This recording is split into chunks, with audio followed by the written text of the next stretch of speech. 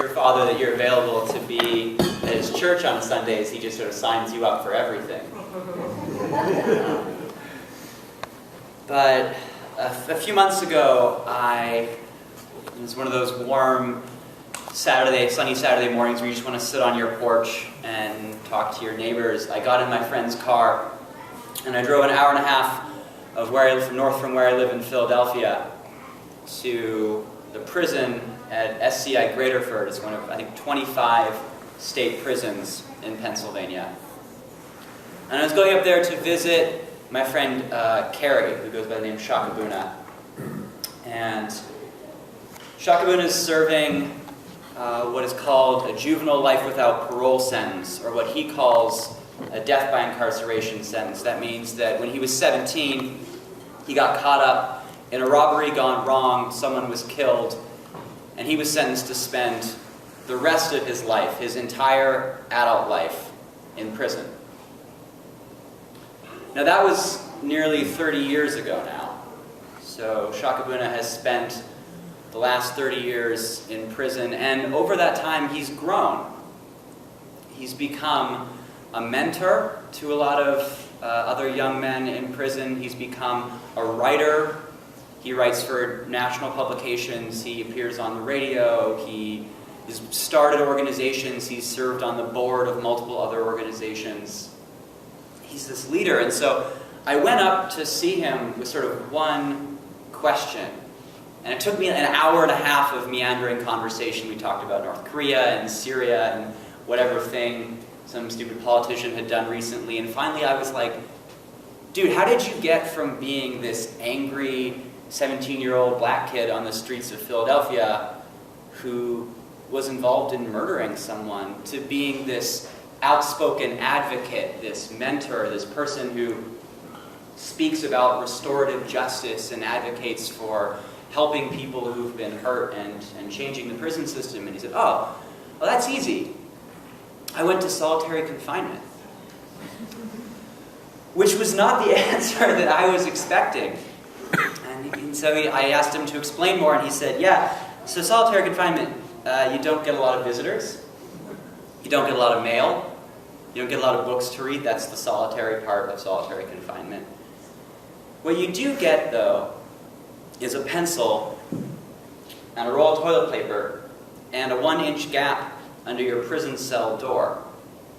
And if you're in solitary long enough, you learn where some of the other older prisoners are who've been in solitary for a long time, guys who've read a lot, who are really knowledgeable about history or law or religion.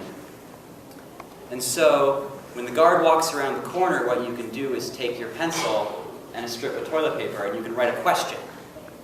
You can tie it around your pencil and you can chuck it under the door of your cell, and if you aim it right, you can slide it across the hallway into someone else's cell. And if you wait long enough, and if your aim was accurate enough, that pencil will come sliding back with an answer to your question. And so, question by question, toss by toss, you can get yourself an education.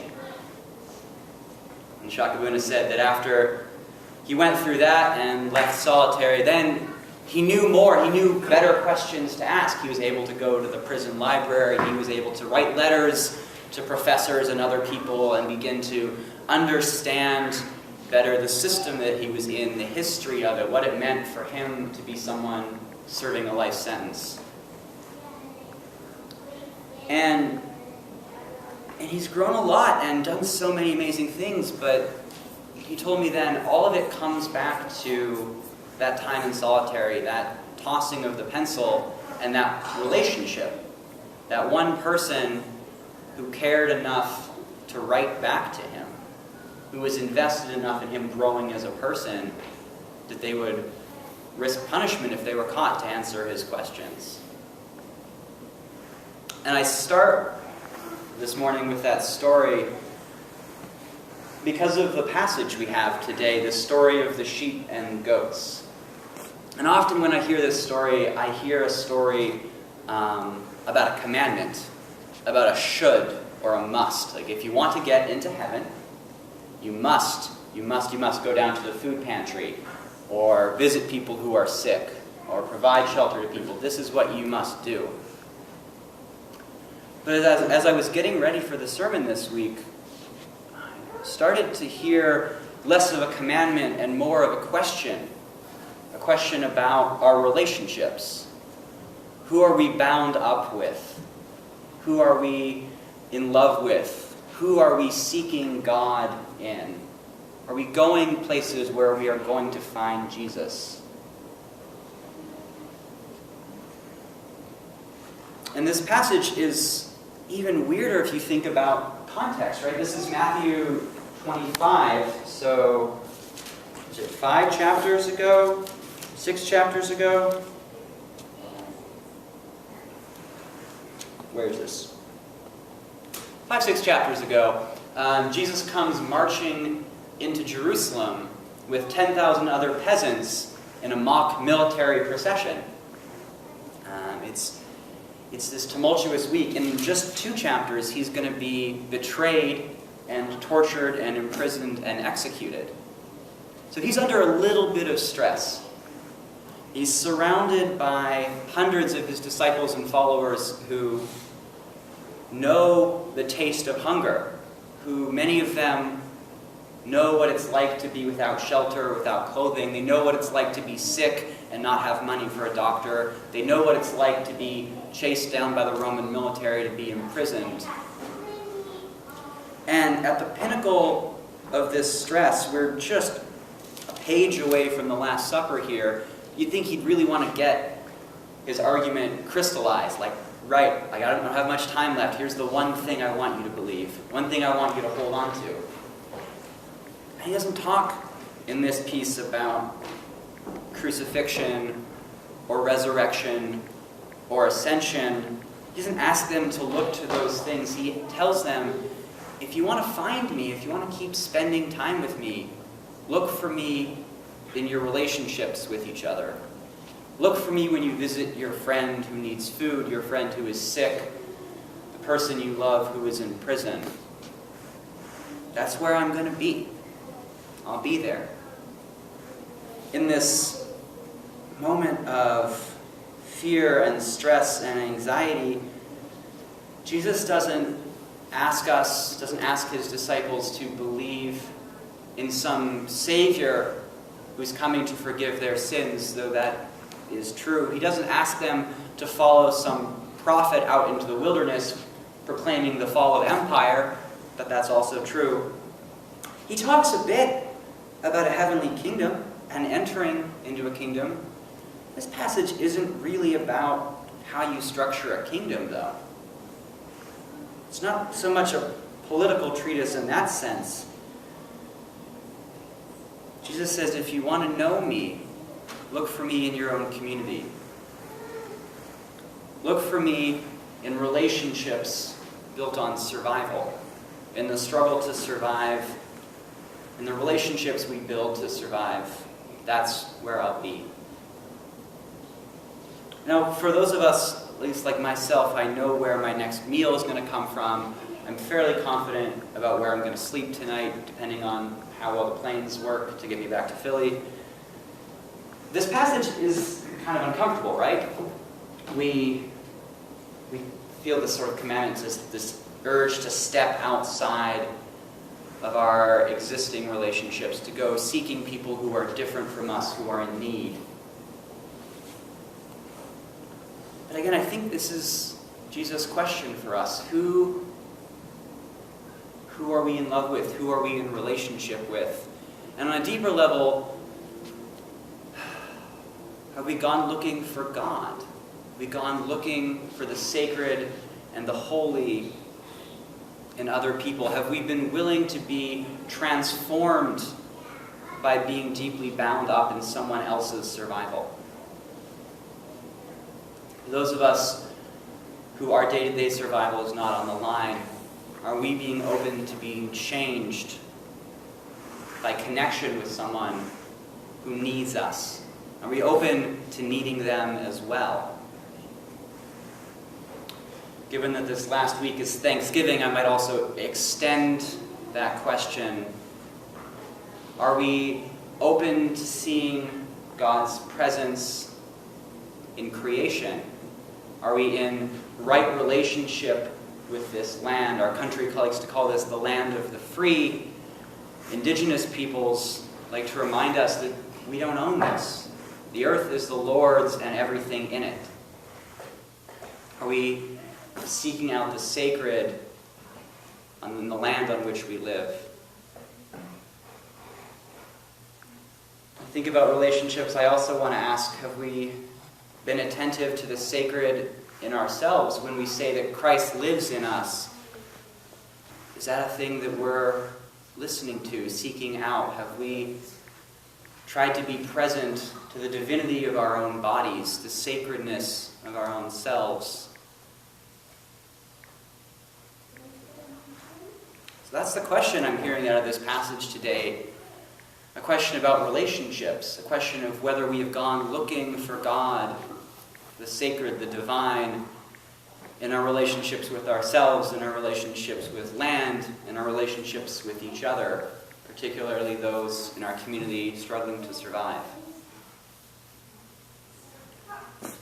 Now, when Wes asked me to preach, I asked him what y'all were talking about, thinking about right now, and we heard it a bit in the prayers. He said, we're kind of struggling to have hope for politics in this country. Can you just give us some hope for politics? I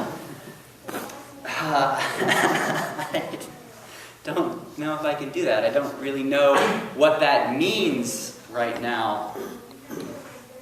But over this past week, I've been reflecting on how when I do have hope, what I have it through is relationships. I have hope because I know people who have thrown themselves into the world, who have fallen in love with the world, who have used all of their joy and energy, who have followed God, followed Jesus down paths they never would have gone on without that openness. I don't know if I have hope for some broader political transformation, but I know people who are madly in love with the sacred in their lives, who are deeply open to being transformed and to transforming the world around them. It's the closest thing I can come to hope right now.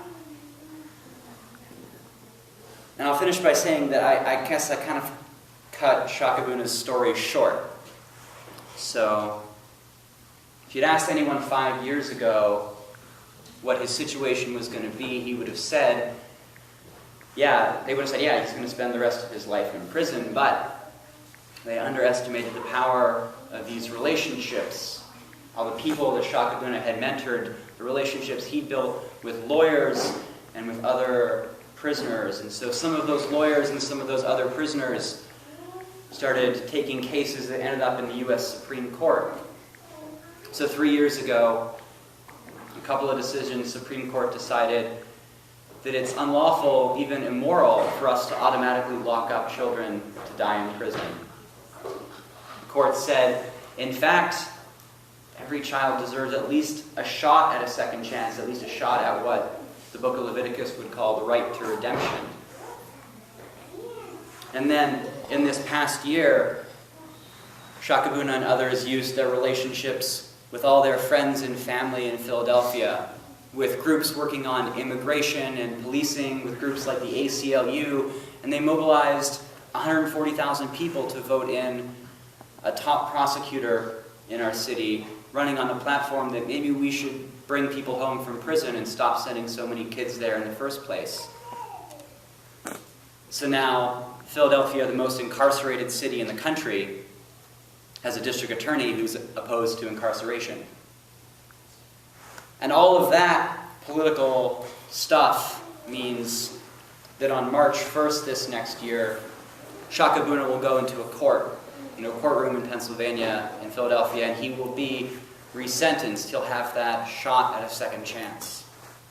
And the prosecutor sitting across from him, who would normally argue he should keep spending time in prison, will say, no, I actually think he should go home. And all of that means that maybe this time next year, Shakabuna and his mother and I can go walking through the neighborhood he grew up in Philadelphia.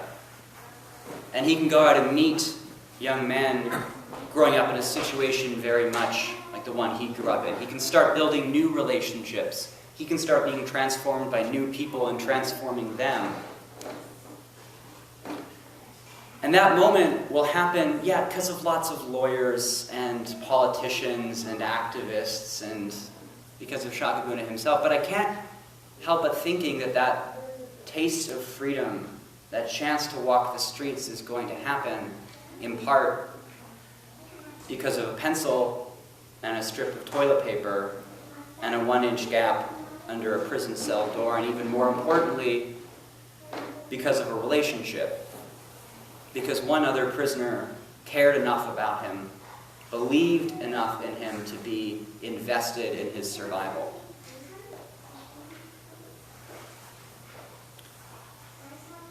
So I'll end with this question.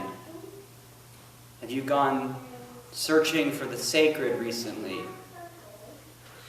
Have you sought out the divinity in your own body, God's presence in nature? Have you sought Jesus in other people? Have you been open to being transformed by being deeply bound up in someone else's survival? Have you gone looking for God? And if so, what have you found? Amen. Amen.